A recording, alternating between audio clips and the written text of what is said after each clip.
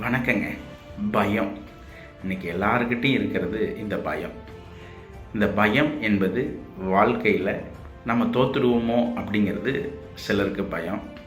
சிலருக்கு ஒரு 3 மாடி மேலே இருந்து கீழே பார்க்கும் பொழுது கீழே விழுந்துருவோமோ அப்படிங்கிற பயம்.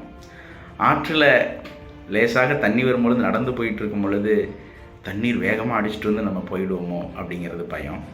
சாலையை கடக்கும் பொழுது எதிரில் வருபவர்கள் நம்மளை இடித்து விடுவார்களோ என்ற பயம். பள்ளிக்குள்ளே படிக்கக்கூடிய மாணவர்களுக்கு ஹோம்ஒர்க் செஞ்சுட்டு போனால் ஆசிரியர் அடித்து விடுவாரோ என்ற பயம். தேர்வு எழுதக்கூடிய மாணவர்களுக்கு வெற்றி பெறாமல் போயிடுவோமோ என்ற பயம். இப்படி பல வகையில் எல்லாருக்குமே பயம் இருக்கும். அந்த பயத்தை நம்ம எதிர்கொள்வது எப்படி அப்படின்னா, அதற்கு சின்ன கற்பனா சக்தியை நம்ம பயன்படுத்தணும். இல்லை சில செயல்களை நம்ம செய்யணும். இப்போ உதாரணமாக ஒரு 4 மாடி மேலே இருந்து அந்த கீழே பார்க்கும் பொழுது, ஐயோ இவ்வளோ பெரிய உயரத்துலேருந்து நம்ம இருக்கிறோம், இப்படி கீழே விழுந்தால் என்னடா ஆகுது அப்படின்னு நம்ம நினைக்கக்கூடாது.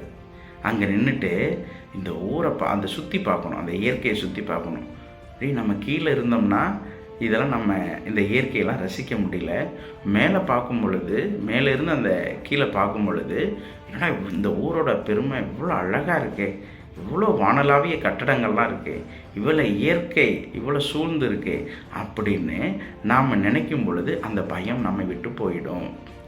தேர்வு எழுத போகிறவங்க தேர்வில் வெற்றி அடைந்து விட்டோம் அப்படிங்கக்கூடிய கற்பனா சக்தியை மனசில் நினைக்கும் பொழுது பயம் நம்ம விட்டு போயிடும்.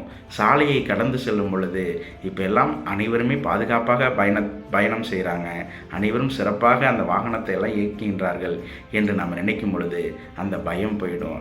ஆக பயத்தை எதிர்கொள்ள நாம் வேறு வகையான சூழ்நிலையை கையாளும் பொழுது அந்த பயம் போய்விடும். நன்றி.